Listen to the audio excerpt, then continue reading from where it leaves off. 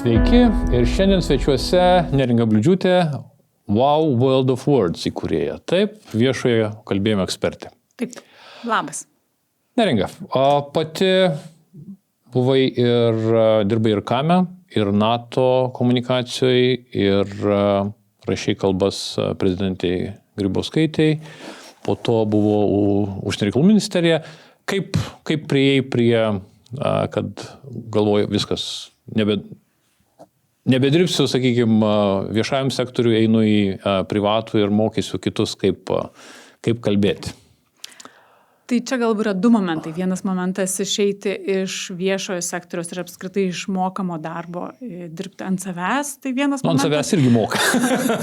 Taip, bet nieks negarantuoja, kad kitą mėnesį sumokės, ypatingai kai pradeda. Taip. Ir kitas momentas būtent sritį, kodėl tokią pasirinkau. Tai gal nuo srities pradėsiu. Kai pradėjau dirbti NATO, reikėjo daug kalbėti. Ir supratau, kad, kaip aš jau buvau supratus, kad nesu vieša kalbėtoja ir savęs niekada tokia nelaikiau ir nemaniau, kad čia yra mano sritis, nes galvojau, kad kitiems duota šitoj srity daugiau atseikėte.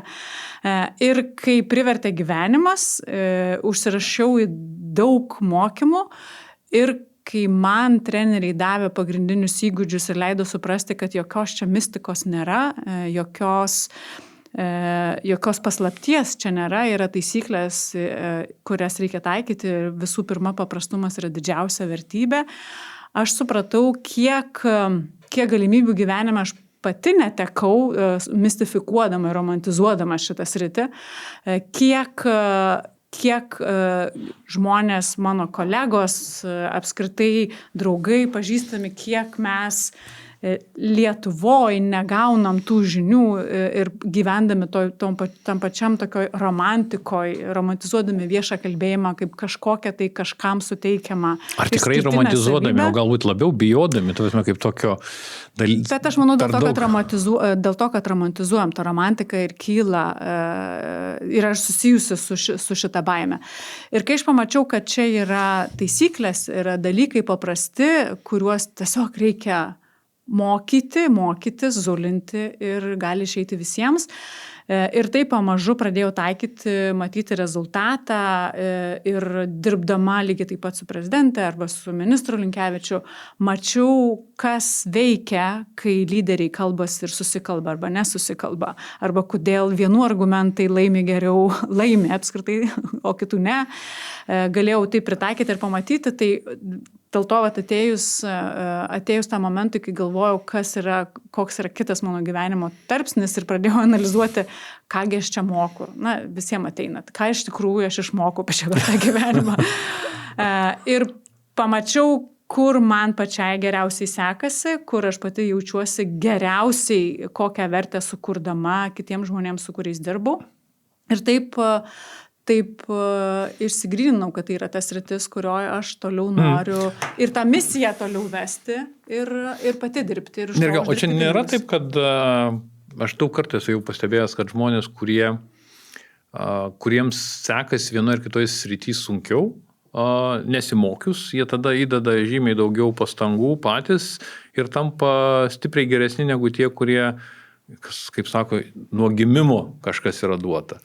Tiesiog dėl to, kad tu žinai, kad tu nemoki, dėl to dedi daugiau pastangų tam dalykui. Taip, bet ir tie, kuriems mums atrodo, kad mums nuo gimimo jiems davė, jeigu mes atsuktume tą kasetę atgal, tai pamatytume, kad jiems tiesiog to daugiau reikėjo daryti dėl vienų ar kitų priežasčių. Nebūtinai tos sąlygos buvo, kurias jie patys lėmė, bet tiesiog gyvenimas lėmė jiems, kad jiems reikėjo ugdyti tą raumenį, naudoti tą raumenį. Ir jie nenaudojo galbūt kitų raumenų, bet šitą raumenį jiems reikėjo užsiugdyti. Tai aš netikiu jokioms dovanom, aš labai tikiu pastanga ir dėmesio. O šiaip pačiai lengviau rašyti kalbas kitiems ar pačiai sakyti kalbas? Man lengviau padėti kitiems. Man labiau patinka padėti kitiems. Aš pakankamai anksti tą supratau, nors buvo tų momentų, kad jau čia galbūt ir man reikėtų pradėti, bet aš visada buvau tas numeris 2 ir kai tą supratau, kad man čia labiausiai patinka, man iki šiol ši rolė yra patogiausia. aš nesiekiu būti numeris 1, man labai patinka būti numeris 2, padėti žmonėms, kurie turi ką pasakyti ir kuriuos verta būtų išgirsti. Tai... O bendrai pasižiūrės, nes pati tas PMI baigus, ar ne? Ir matyti Aristotelis ir visi kiti, tai ten, kaip sakant, jau kraujyje ir visa retorika. Kaip keitėsi? Ne. Aš turiu pasakyti, taip, Aristotelis, taip, bet ne retorika. Ir ne... Kad ir kaip atrodytų keista, retorikos tarptautinių santykių ir politikos mokslo institute mūsų nemokino. Gal buvo vienas pasirinkamas kursas, į kurį reikėjo kažkur tai važiuoti, gal į teisės fakultetą, aš dabar net neprisimenu. Bet kad ir kaip atrodytų keista, dabar situacija yra kitokia, bet nemokino. Ir čia ir yra pats grožis kabutėse, kad niekur mūsų nemokino, nei mokykloje, nei universitete. To nėra kaip pagrindinės disciplinos ir manau, kad čia yra didžiausia mūsų visuomenė, kaip didžiausia, viena iš pasiekmių, dėl ko mes turim tokį viešą diskursą, kokį mes turim dabar. Nes yra žodžio vertė iš viso yra nuvertinta, nėra tos kas yra šnekama, nėra pačios vertės, ar negalima pasakyti daug dalykų, nesuprantant, kad jeigu tu pasakysi vienaip ar kitaip, tai bus arba didesnė įtaka, arba mažesnė įtaka. Taip, nėra vertės, nėra ir todėl neskiriama dėmesio. Ir vėl, kodėl noriu grįžti prie tos romantikos, apie kurią kalbėjom. Mums atrodo, kad tas gražus, įtaigus, paprastas, aiškus kalbėjimas yra kažkokia tai Dievo dovana ir dėl to žmonės to nesimokina. Yra toks iš tikrųjų pasiteisinimas, kur ir aš turėjau kažkada, kad man tai neskirta, tai vadinasi, man jau kaip išeina, taip išeina. O kam skirta, tai skirta. Ir vėlgi tada mes sakom, kad skirta tik tai tiems, kurie ant bačkos tos. O kad tie įgūdžiai, jie yra būtini visose profesijose ir visuose gyvenimo tarpsniuose, mums to neįdegė mokykloje ir neįdegė universitetuose, kas manau, kad yra labai didžiulis trūkumas. Nes žinoti yra viena, bet parodyti to vertę visuomeniai yra nemažiau svarbu.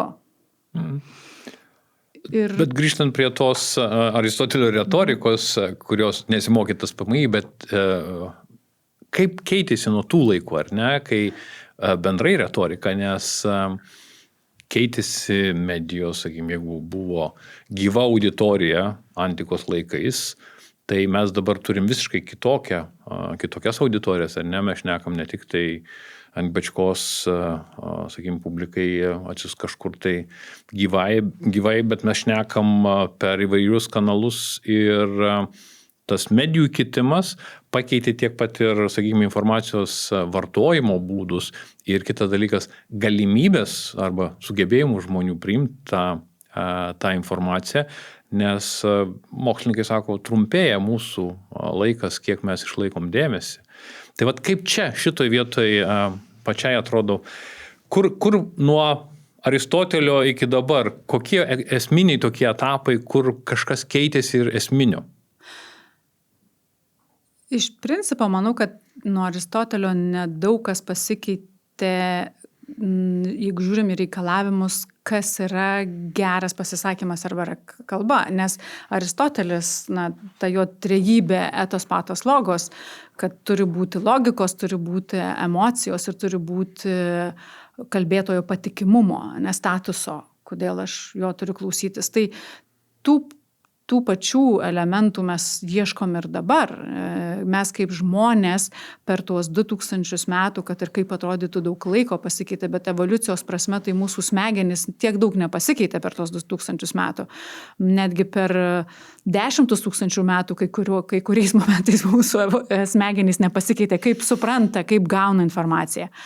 Tai, kad mes turim daugiau kanalų ir mažiau autoritetų ir dėl to daugiau kreipiam dėmesio ir dirgiklius, nes per tiek trumpai laiko ir per tiek daug informacijos mes nesugebam lėtai atsirinkti, kas yra tikrai vertinga informacija. Todėl mūsų smegenys labai instinktyviai atsirinkinėja tą informaciją, nes tiesiog nežmogiška yra apdirbti tiek jos. Tai ir kad tokioje aplinkoje greičiausiai prasiskverbia emociniai dirgikliai. Tik tai, kas bus su mumis dar po 20 metų, tai aš nežinau, bet aš tikrai manau, kad tokioj dirglumo būsenoj mes negalim ilgai išgyventi ir turėsim kažkaip, ar smegenys turės užsinejautrinti, atbukti, arba mes tiesiog vėl grįšim prie to, su kaip spirale viskas juda. Mes grįšim vėl prie tų autoritetų, kad autoritetai visada buvo informaciniam lauke, tie filtrai, kurie pasakydavo, kuri informacija yra labiau vertinga. Nes jeigu aš gerai prisimenu Edelman Trust Barometer, kur yra tyrimas kasmet atliekamas, tai ten būtent pasaulinis tyrimas, kur yra klausima, kuo labiausiai pasitikit. Ar ne? Tai žmogus panašus į mane, jis sako, tai žmogų panašų į mane, tai reiškia, tai nėra nei ekspertas, nei autoritetas ir jie labai aukštai. Ar ne? Tai to kaip ir nebeliko, ar ne? Kodėl aš tavęs turiu klausytis, atsiranda dėl to, kad tu panašus į mane, dėl to aš tavim labiau tikiu negu kažkuo kitu. Ir čia dar yra prieš aristotelinę mūsų būseną, nes tu panašus į mane, tai yra gentis. Tai yra visiškai gentinės bendruomenės požiūris, kuriame mes gyvenom tiesiog ilgiau ir tas instinktas mumyse yra daugiau išlikęs. Tai čia mes dar kartą įrodymas, kad nelabai mes čia kos keičiamės. Bet jeigu aš atsirenku, kad toks pats kaip aš, ypatingai tada, kai aplinka yra nesaugi. Nesaugumo būsenoje mes renkamės labiausiai arčiau kūnų esančius. Čia kaip per mokymus aš sakau, filmukas Aš ir tu mes vieno kraujo. Čia yra pagrindinis Mauglė. Čia yra pagrindinė takoskyra gyvenant gamtoje. Gyvenant nesaugioj aplinkoje ir mes šiuo metu gyvenam nesaugioj aplinkoje ir kai yra tiek daug dirglumo ir realiai nesaugioj ir sukurtoj nesaugioj aplinkoje. Tai tas panašumas yra svarbus dėl to ir prioritete yra dėl to, kad mes tiesiog kaip visuomenė nesaugiai jaučiamės. Nes kai aš saugiau jaučiuosi, kiti kriterijai labiau. Turiu daugiau laiko logikai, socialiniai patirčiai, bet tam jau laikui imlūs sprendimai. O kaip vis tiek kiekvieną kartą, kai ir ruošiat, ar ne, savo klientus, sakyt kalbą, vis tiek bandot suprasti, kokia auditorija, ar ne? Auditorijos priešiškumas, nepriešiškumas, kiek šitas faktorius lemia būtent pačios kalbos rengimą ir kokiu keliu eit, jeigu mes turim, pavyzdžiui, nes susipriešinimas visose visuomenėse dabar labai aukštas, ar ne? Kaip eiti į labai aukšto pasipriešinimo auditoriją, kur tikrai nebūsi priimtas palankiai vien dėl to, kad tu esi ne to vieno kraujo, tu esi kito kraujo. Pirmas dalykas, tai aš manau, kad mes turim pradėti nuo požiūrio, kurio aš manau labai trūksta dabar. Kalbėtojas visų pirma turi norėti eiti į tą auditoriją, jisai turi norėti bendrauti. Kai aš noriu bendrauti ir man nuoširdžiai rūpi kiti žmonės, aš nenueisiu nepagalvojęs apie tą auditoriją. O kaip apie tą auditoriją pagalvoti ir nuo ko pradėti, tai visų pirma parodyti tą auditorijai, kad ji tau rūpi. Ir tada natūraliai išlenda atsakymas, tu turi pradėti nuo to, kas jūs sieja su ta auditorija, ne kas jūs skiria, bet kas jūs sieja, nes nuo to, kol auditorija nepajaus, kad aš ir tu esam vieno kraujo, tol jinai negirdės nieko, ką kitas žmogus šneka, nes bus įsijungę genties apsaugos mechanizmai, kad nesaugu su šituo. Šitas nori mums kažką tai padaryti. Tai todėl, kad tą sieną ištirpdyti, aptirpdyti, kalbėtojas turi norėti eiti į dialogą ir kitas turi pajausti, kas jį ar ją iš tikrųjų sieja, dėl ko jie gali sutart. O iš istorinių asmenybių pačiai yra kas tie, sakykime, idealai oratorių, kurie pačiai labiausiai imponavo, kas jie tokie būtų? Aišku, yra klišiniai atsakymai, kurių dabar kiekvienas, aš suprantu, tikisi, ne? Turi kišeniai susidėti. Yra Čerčilis, Obama, ne?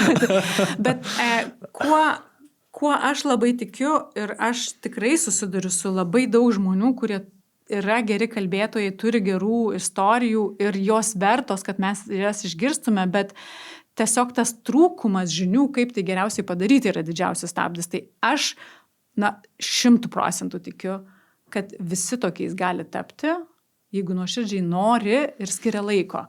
Tai aš todėl nenorėčiau čia barstytis tomis pavardėm, nes kai aš tyriu ir analizuoju ir ieškau Google įvairių kalbų, tai kartais tų gerų kalbų yra pasakytų žmonių, mokslininkų, kurių mes nežinom.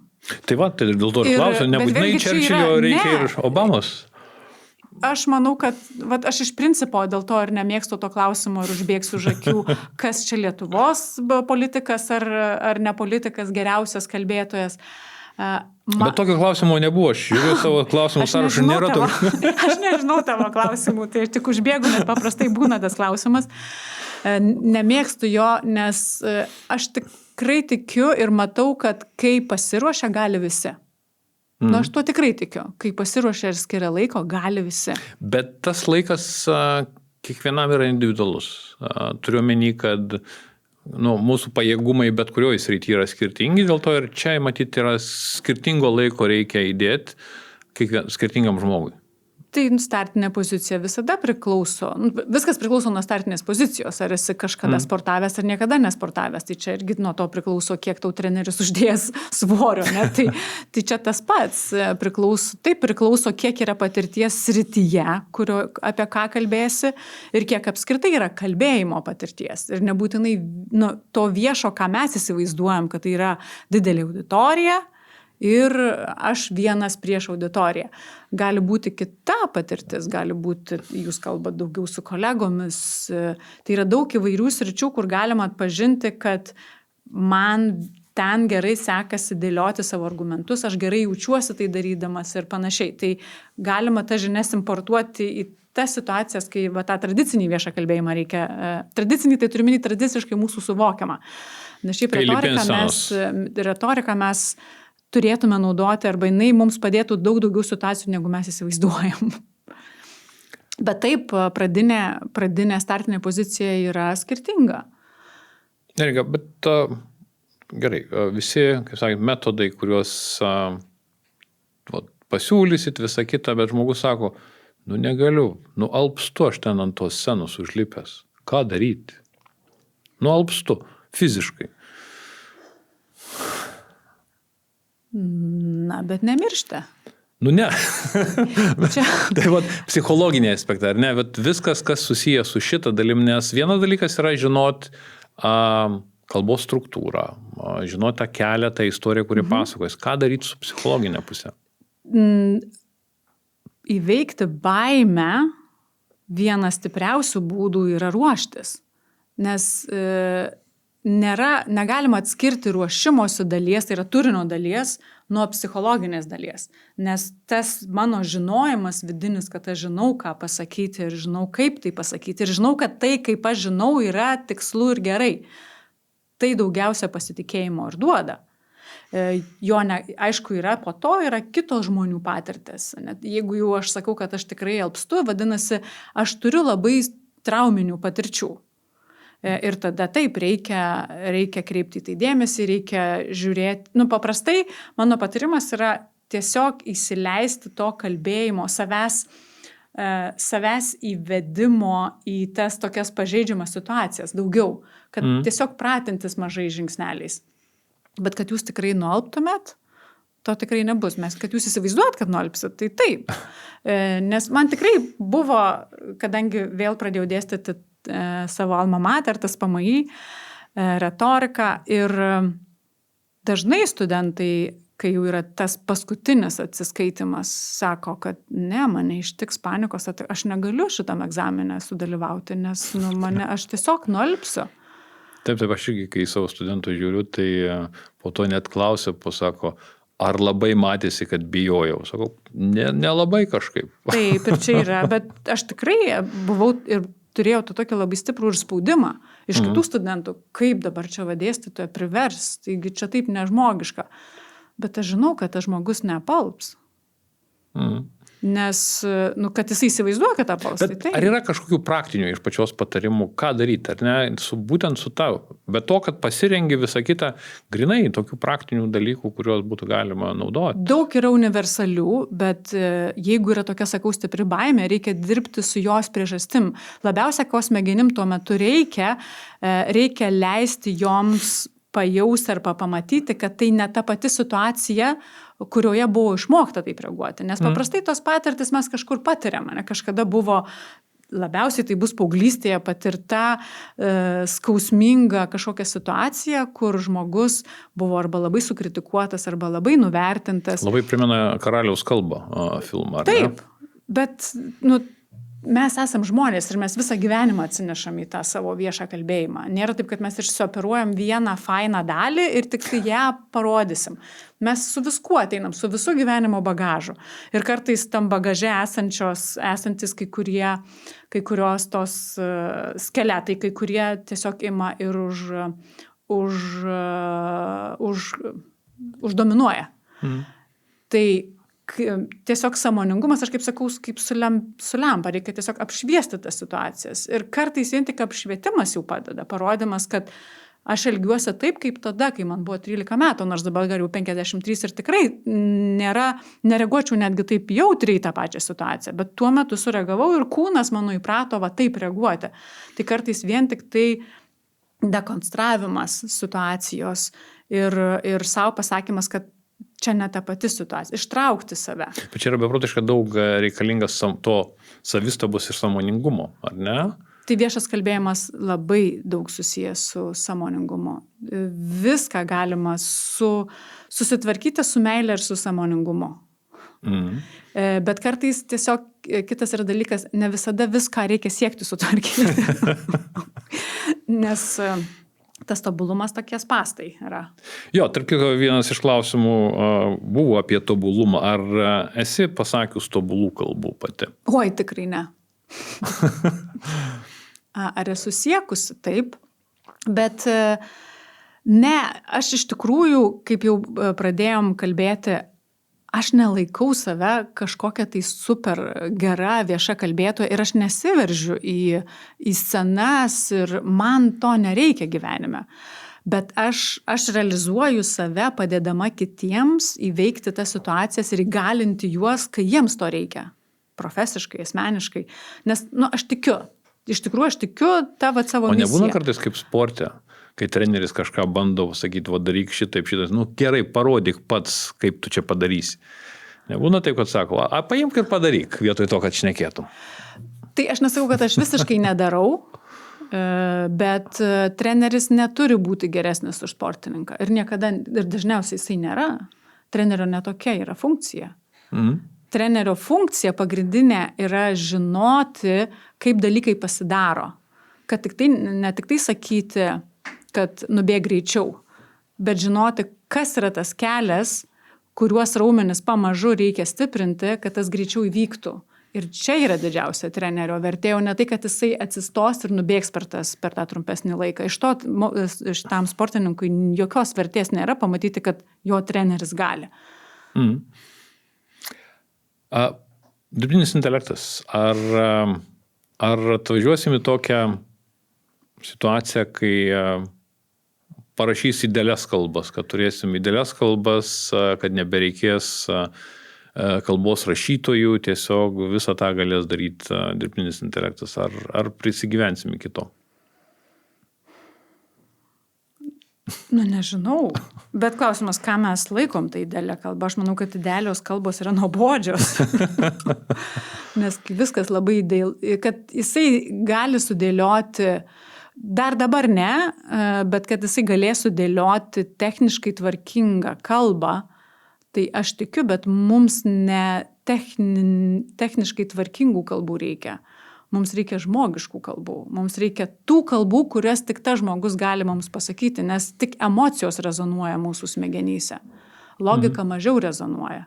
Logika patvirtina, bet didžiausia priežastis, dėl ko lieka, dėl ko mūsų judina, yra emocijos. O kai mes šnekam, kai mes jaučiam emociją ir kai mes kalbam, tai žmonės pasitikrina, daug dalykų čia vyksta. Jie pasitikrina su savim tą emociją, pasitikrina, ar tu tikrai tuo tiki, tada tai atskleidžia tavo kūno kalba papildomai. Tai mes daug informacijos susirenkame iš to. Tada kitą klausimą turiu, kai rašydavai kalbas, ar ne, prezidentai, kiek pati bandėjai atsistoti į tuos jos, kaip sakant, batus, suprasdama ją kaip žmogų, žinodama iš dalies, sakykime, ar ne, jos natūrą, bet kiek tas, kuris rašo kalbas, iš tikrųjų turi tą žmogų gerai pažinoti, kad ta kalba nebūtų dirbtinio intelekto parašyta, ar ne? Tai turi daug, velniškai daug. Ir tikrai negaliu sakyti, kad man pavyko, aš turiu kalbų, kur žinau, kad man pavyko, ar turiu kalbų, kur žinau, kad nepavyko, ir žinau, kur mano ego buvo didesnis, negu reikėjo tai situacijai. Tai kur man atrodė, kad aš žinau, kaip turėtų būti, bet dabar suprantu iš laiko perspektyvos, kad tiesiog mano noras buvo, kad prezidentė būtų kitas žmogus negu yra. Tai čia yra jau mano kaltė, profesinė kaltė.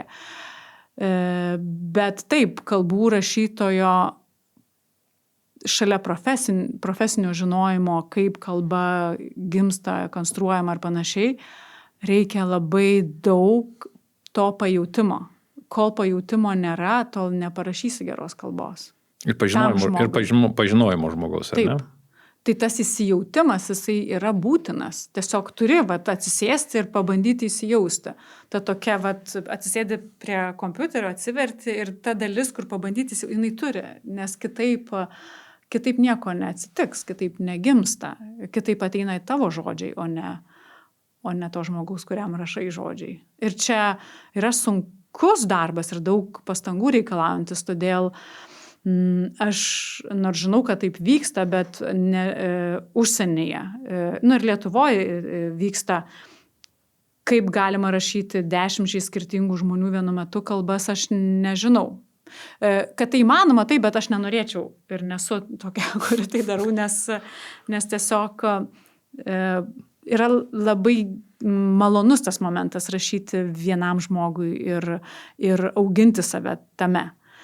Tai taip, reikia daug įsijautimo ir tada reikia daug išsijautimo, kai jau neberašai tam žmogui. Kad neberašytum tuo pačiu stilium. Kad nerašytum tuo pačiu stilium, nes aš tikrai pradžioj Linkevičiui bandžiau prastumti, nes neturėjau laiko, okay. Nes aš iš karto perėjau. Aha. Ir aš suprantu, kad pradžioj aš rašiau ne tuo stiliumi, kuriuo reikėtų, bet labai buvo artima, kai Camerono kalbų rašytoja, Jungtinės karalystės premjero, irgi pasidalino, kad, nes Jungtinėje karalystėje kalbų rašytojai yra valstybės tarnautojai, tai nėra politinio pasitikėjimo. Ir jau tu ateini, pas tave ateina vadovas, ne tu keliauji su vadovu po skirtingas pozicijas. Ir pasikeičia premjerai, bet kalbų rašytojai, jie paveldimi yra. Dažnai. Ir sakė, kai atėjo premjerė kita, tai tiesiog joms teko išsiskirti, nes nepavyko, ir negali pavykti per mėnesį. Jeigu tu dirbi metus 2, išeiti, čia kaip ir iš santykių, išeiti reikia laiko. Tai čia lygiai taip pat, čia irgi yra santykis, iš kurio tau reikia išeiti iš to ir vaidmens. Galų galėtų turi pažinti tą naują žmogų, kuris ir suprasti jį kaip žmogų, kai emociškai suprasti, nes kitu atveju ta kalba bus ne jam rašyta. Ir mes matom dabar daug kalbų, kurie yra ne žmonėms, ne tiems žmonėms rašyti. Ponas ekspromtas, kaip Neringa vertini poną ekspromtą? Taip pat kaip romantika. Nesąmonė toks ekspromtas, nes jį romantizuoja, juo tiki žmonės, tie, kurie romantizuoja viešą kalbėjimą. Nes tai yra labai gerai pasiteisinti, bet neišėjo. Neduota, neišėjo, bet pastangų reikia įdėti. Ir tai yra toks iš tikrųjų mūsų tokio tingumo, manau, kad požymis. Tas romantizavimas yra ir su tuo ekspromtu lygiai taip pat. Mes tada uždedam tokį lūkestį, kad kažkokiam tai tipui žmonių turi išeiti kalbėti bet kada, bet kokią temą. Ir čia yra nesąmonė. Aš galiu išsiugdyti raumenį, kai esu tos srities ekspertas, tam tikrų kampų kalbėti. Aš galiu išsiugdyti raumenį, bet čia ne ekspromtas. Aš dažnai kartoju, kaip Čerčilio vienas draugas pasakė, kad Čerčilis visą gyvenimą ruošiasi savo ekspromto kalbom.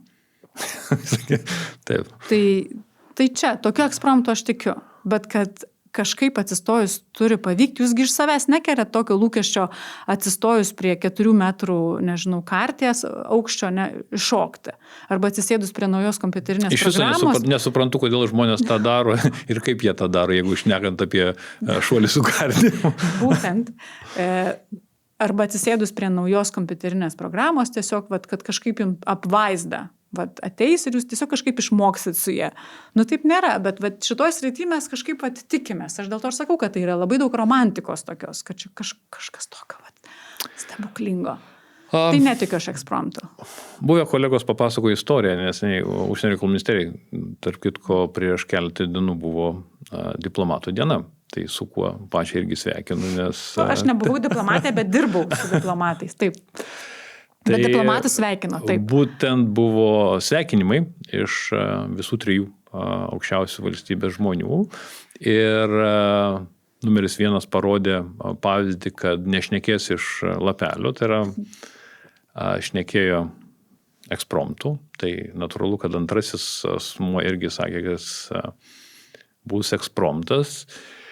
Ir baigėsi tuo, kad vienas iš valstybės, 3 svarbiausių asmenų padėkojo diplomatams už tai, kad jie įtvirtino Lietuvą kaip šaltibarščių ir cepelinų šalį užsienio šalyse. Tai man tai yra ekspromto rezultatas, nes kolegos buvo nustebę, kad tai yra jų didžiausias nuopelnas, ką jie yra padarę per savo karjerą. Tai nuostabus ir pavyzdys, kas yra ekspromtas, kodėl mes šitoj srity vertinam nepasiruošimą ir neprofesionalumą. Negaliu sakyti, kad nesuprantu. Suprantu būtent dėl tos romantikos, kad mes kažkaip atrodo, kad čia kažkas tai tokio stebuklingo. Ir jeigu mes tai vertintume kaip matematiką, kad arba jeigu mokiniesi, tai išeina suskaičiuoti, jeigu nesimokini, neišeina suskaičiuoti. Jokios dovanos matematinės mesgi nesakom, bent jau mokyklos universiteto lygiu, taip, mesgi nesakom, kad tenais reikia tik kažko tai ypatingo. Davė Dievas suskaičiuoti lygti, ne? Ne, tiesiog turi sėdėti ir zulinti. Kaip išmokti skaičiuotis, kaip išmokti skaityti. Ir kodėl mes galvojam, kad šitoj vietoj neprofesionalumui yra vertė didesnė negu pasiruošime, negu tai, kad tau kolegos paruošė galbūt. Aš nebūtinai sakau, kad ta kalba paruošta jam buvo daug geresnė, jam ar jai, nežinau, apie ką čia kalbam. Neišduosiu, tegul lieka paslapty. Bet yra tik dvilytis, tai čia nesuklysiu. Ir vietoj to, kad pasiruošti, apgalvoti, pasitikrinti. Nes kalba yra dėmesys. Nes su tokiomis žinutėmis mes tiesiog parodom auditorijai, kad mums jie nėra nesvarbus. Nebuvo svarbus tiek, kad pasitikrinti faktą. Arba nebuvo svarbus tiek, kad apskritai skirti laiko apgalvoti tą savo mintį. Kodėl jūsų spontaninis rautas yra vertingesnis už tai, kam buvo skirta laiko? vat niekaip nesuprantu. Ir dėl to vat analogiją irgi esu panaudojus. Kai jūs einate į gimtadienį, ar vertingesnė yra to dovana, kurią jūs prabėgom nupirkot kioske, cigarečių bepirkdami, ar kur jūs apgalvojot, kas tą žmogų pradžiugintų. Ir kodėl vat čia mes to vat laiko dėmesio norim, o vat kitur tai ne. Kitur atrodo, kad vat šitas prabėgimas ir tuo metu, kas man ant liežuvio. O šiaip tai apskritai tas pasakymas toksai, kur susilankstoma kalba, įsidedama į kišenę ir demonstratyviai pasakoma, kad ne, nu, čia man kažką parašė, bet aš jums iš širdies pasakysiu. Man yra taip pigu, nes tu nuvertini savo kolegas, kurie skiria laiko ir rašė tą kalbą. Tai jeigu tame nedalyvavai, tai jau čia jūsų vidinė virtuvė, kodėl tie žmonės vis dar dirba su jumis. Bet taip viešai atsistoti ir pasakyti, nu, aš nevertinu savo komandos darbo, man atrodo irgi nepagarbu yra. Kad aš savo spontaniškumą ir ego iškeliu aukščiau to, kas yra, kur kiti kolegos įdėjo darbo galbūt. Jie gal analizavo, gal jie netgi iš tikrųjų gerą mintį tenais parašė. Ir kodėl taip reikia nuvertinti, aš nesuprantu. Man tai truputį pigu yra taip. Geras klausimas, iš tikrųjų aš tuo aspektu nepagalvoju, kad tai yra ne tik tai nepagarba auditorijai, bet ir nepagarba kolegoms, kurie dėjo darbą. Ir jeigu mes, kaip ir nevertinam to, tai galbūt iš tikrųjų reikia pasikeisti kolegas, kurių darbą vertintume. Nes jeigu prezidentas ar premjerė ar pasakytų, nu mano patarėjai čia visko pripatarė, taip, bet aš nekreipsiu dėmesio į tą, ką jie sako, arba nesvarbus man jų žodžiai, tai taipgi savo neleistų pasakyti. Tai čia tas pats. Aš manau, kad čia irgi yra tokios pagarbos ženklas. Jo, pagarbos tiek auditorijai, tiek kolegoms, kurie rašė. Klausimo apie tai, kas yra geriausi Lietuvos, sakykim, politikoje oratoriai tikrai neturiu. Gerai, kad ir nepaklausi. Bet man iš tikrųjų yra įdomu bendrai lygis, ar ne, nes pati dirbu į Senato, mačiusi kitų šalių politikus. Jeigu taip įvertint 10-baliai sistemai, kur mūsų viešus asmenis daugiau mažiau matytum? Kur mes stovim su viešu kalbėjimo oratorystė? Manau, kad tarp 5-6 nėra blogai, bet kartu aš turiu pasakyti, kad aš esu mačiusi visų, jeigu dabar kalbam apie lyderius, politinius lyderius, aš esu mačiusi labai gerų kalbų ir labai blogų išstojimų, kuriuos mes ir visi matom.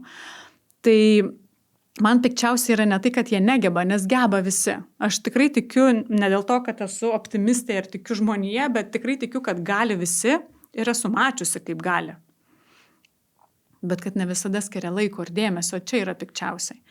Tai aš labiau tą problemą akcentuočiau, kad ir kalba neišlaikoma, nelaikoma kaip įrankis ir auditorija kartais yra neįdomi.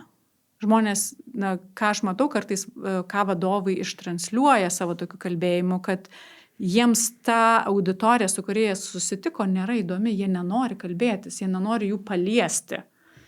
Ir čia yra didelė problema. Tai jeigu vadovai nenori paliesti tos auditorijos, su kuriais susitinka, tai jie nelabai myli savo darbo kaip tokio. Taip. Nes aš vis tiek manau, kad jeigu tu eini į politiką, tu nori, kad tas žmonių gyvenimas būtų geresnis. Taip paprastai kalbant. Tu tuo tiki, kad jį galima padaryti geresniu. Tau įdomu, kaip žmonės gyvena. O čia nėra truputėlį taip, per romantiškai, tikrai dabar... Taip turėtų būti. Taip turėtų būti, bet kai matai, kaip dabar yra...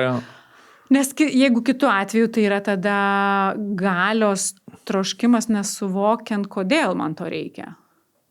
Nes tas kodėl yra svarbu, kodėl tu tai darai. Ar dėl galios, ar dėl to, ką ta galia padarys kitiems žmonėms. Ne tau, bet kitiems žmonėms. Tai vėlgi grįžtant prie tų pavyzdžių ir kaip mes čia stovim su kitom šalim, Tai visada ta žolė atrodo žalesnė. Ir čia mes irgi aš panašiai jaučiuosi, kai aš kasmet važiuoju tokį, vadinu, susitikimas kalbų rašytojų ir komunikatorių Oksforde arba Cambridge jisai vyksta ir ten suvažiuoja iš visos Europos ir Amerikos. Ir paprastai jūs iš kiekvienos šalies atstovą rasit besilyginantį, kad kaip pas mus blogai, o kaip kitur blogai. Ir man buvo pirmiausia tai šokas, kai Britai ir amerikiečiai pradėdavo taip kalbėti, nes mums visada atrodo, kad ten tai žmonės gimsta su ta retorikos jau į šitą DNR stipresniu. Tai jie lygiai taip pat yra nusivylę politikų politinę Nežinau, retoriką. ketinat į Ameriką važiuoti, neketinat, nes jeigu šitą ketinat, tai neužduosiu klausimo, kaip Trumpą kaip oratorių vertini, bet jeigu neketinat, tai galima šnekėti. Kaip, norėčiau dar kada nors nuvažiuoti. Tai pabaigiant, mes, kai lyginamės, manau, kad atrodom galbūt prasčiau dėl to, kad tikrai pas mus mažiau mokyklų universitete skiriama tam dėmesio. Ir mes pasiekmes to matom. Aš manau, kad dabartinė karta, kuri jau yra mokykloje paskutiniuose metuose, jau jiems jau įdegiama bent jau požiūris, kad tai yra svarbu. Nebūtinai įgūdžiai geri duodami. Tai kitose šalyse to yra daugiau ir dėl to ta kokybė yra geresnė. O teko matyti tą patį žmogų, bet kai yra puikiai kalba ir yra labai labai vidutiniška. Tai aišku, nes kalba yra gyvenimas, tai priklauso, kaip tuo metu žmogus jaučiasi, kas atsitiko, ar įvyko kontaktas su auditorija, ar norėjo galutinai to kontakto su auditorija. Dėl to, tie vieši žmonės, taip mes reikalaujam, bet jie irgi yra žmonės, jie irgi ne visada yra pasirengę ir pačios geriausios būklės, fizinės, emocinės būklės ir ne visada būtent nori eiti į tą kontaktą.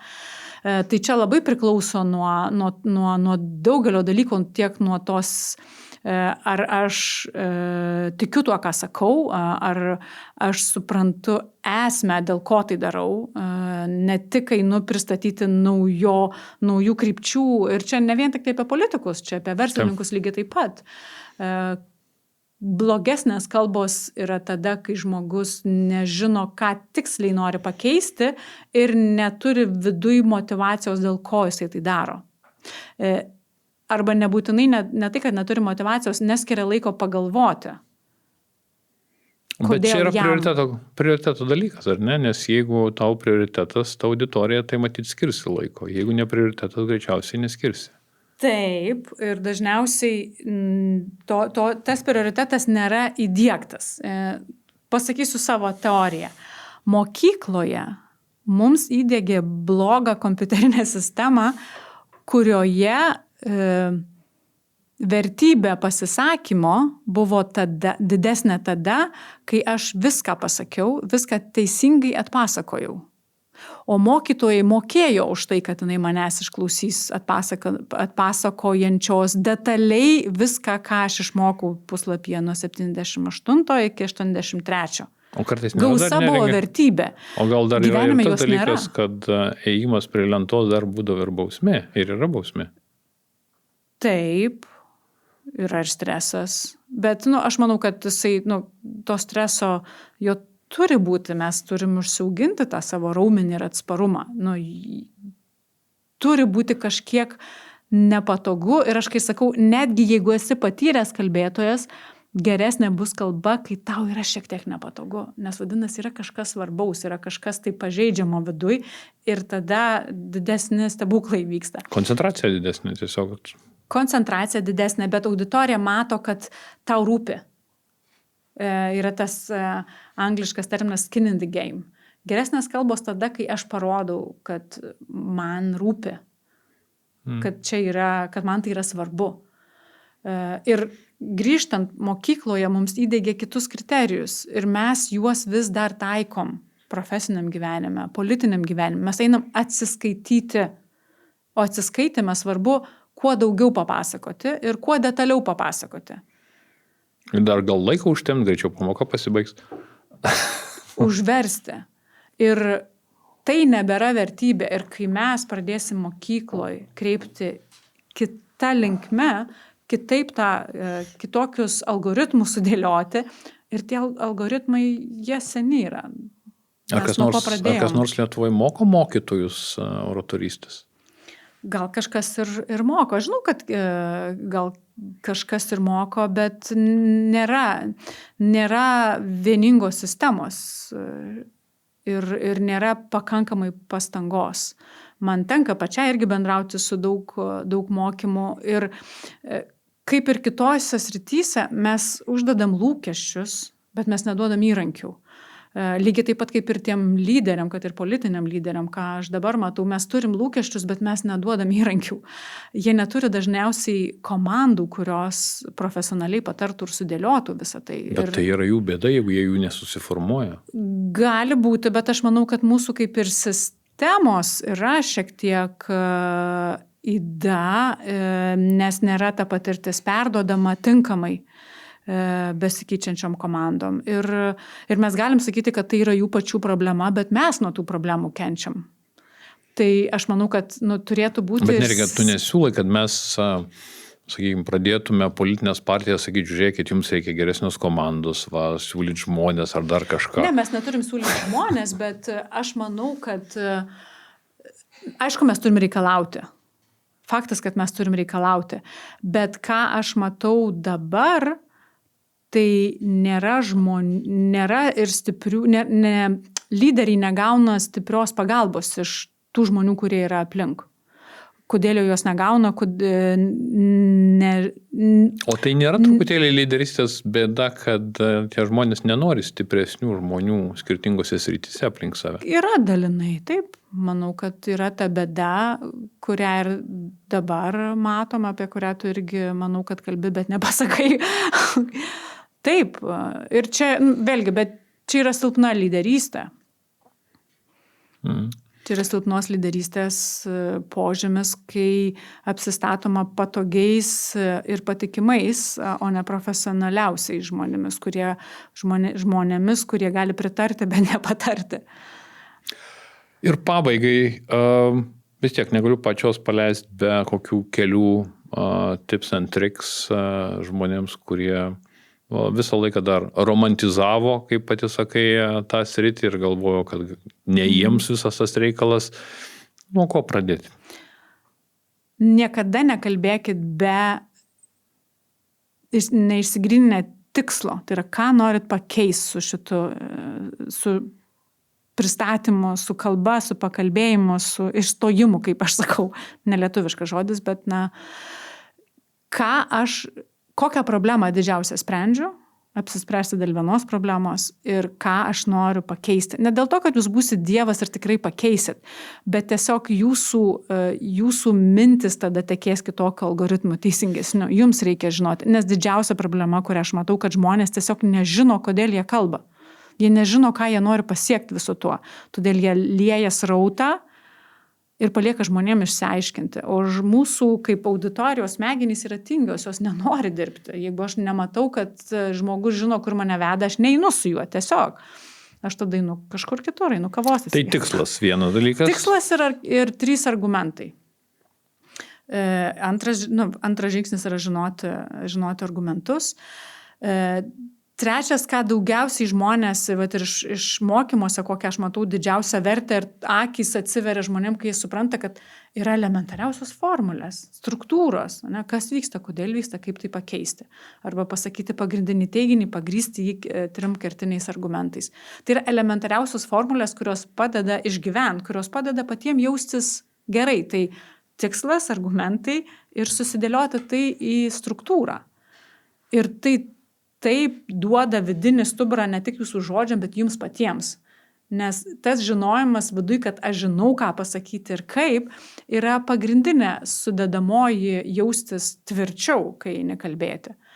Tai čia yra tokia higiena, kurią aš labai norėčiau, kad mes ir mokykloje įdiegtume, universitete įdiegtume ir kad tai būtų visose, darbovietėse.